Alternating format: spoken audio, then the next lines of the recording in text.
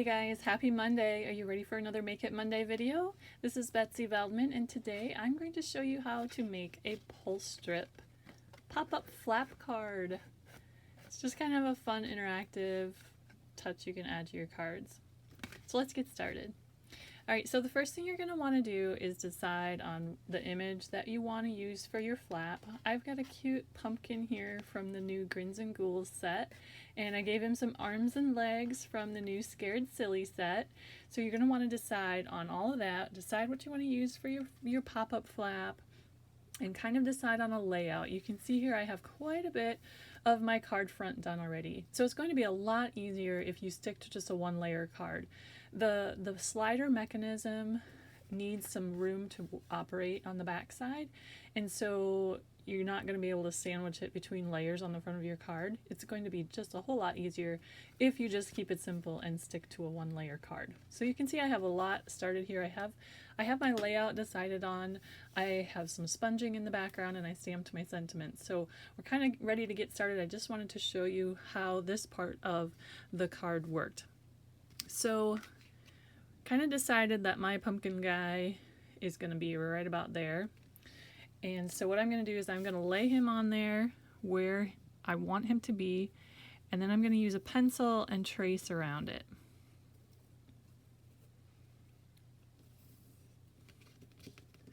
Okay, the way this whole thing works is with a slider strip. Okay, so we're going to have to cut some slits and we're going to have to run a strip through there. Okay, so I have a strip here. My strip is pretty narrow because the top of my pumpkin here is pretty narrow. I didn't want a big, huge strip. But if you're working with a larger flap or something that has a little more width up there where you're going to attach the flap, and you can also think about that the flap can tip this way too. So depending on what you're doing, although this kind of does tend to flare out, so you want to keep that in mind. But your flap can also go this way. So just a different idea too, whatever you're going to use for your flap. All right, so you're going to need a strip. Mine's pretty long, but not very wide. We can trim it off later. And then we need to have another smaller strip that's going to actually kind of act as tabs to hold the whole thing in place on the back side so it's not coming apart. So what you need to do is just take that smaller strip and glue it to the larger strip in a T, leaving a tab at the top. Okay, give it glue a second to dry. Okay, so now we're going to take our strip and I'm going to lay it down the center of my pencil outline there where our pumpkin needs to go. And I'm just going to make some marks. Okay, and then we're going to cut a couple slits with an X-Acto knife. The first slit, open up my card here, make sure I'm not cutting through both layers. So the first slit is going to be actually more of a slot. It's going to have a little bit of depth to it versus just a slit. That mechanism needs a little bit of room to operate. So cut your slit, or your slot in this case, just slightly wider than your pencil marks so that it can move freely through there.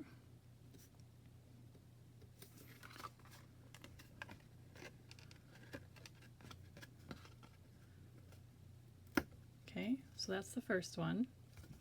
And then the second one at the bottom, I'm going to put that one, see this first one was right above the top of my pencil mark there.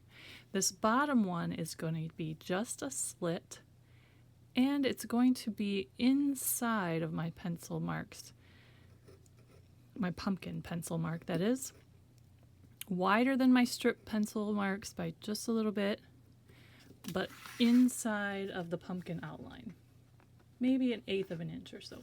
Okay. And then while we still have our pencil outlines, I'm also going to stamp a sentiment inside of that pumpkin shape that you'll see when you lift the flap up. I'm going to stamp a little boo in there. Okay, now we can go ahead and erase our pencil marks and we're going to go back to our strip. fold this strip right below that tab, and then slip the end without the tab from the back side to the front through the bottom slit.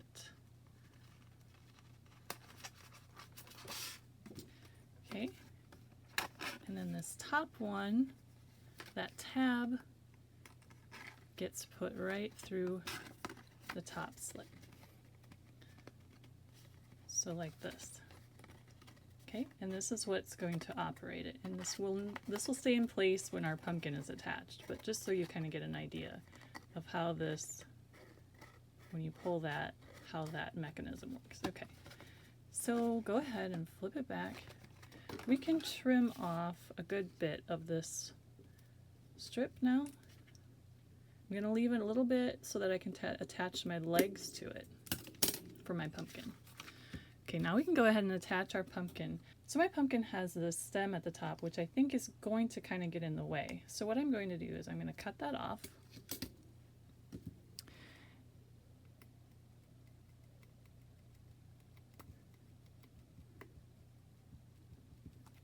And then just go ahead and glue that pumpkin to the strip, to that little tab.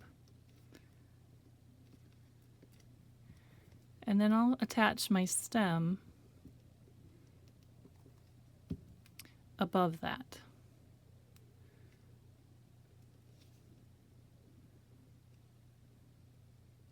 Like that.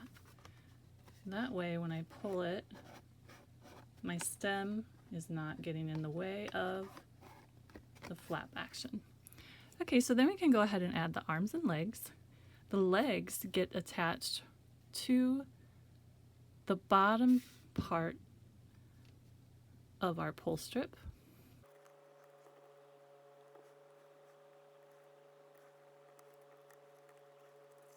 And the arms get attached right to the pumpkin.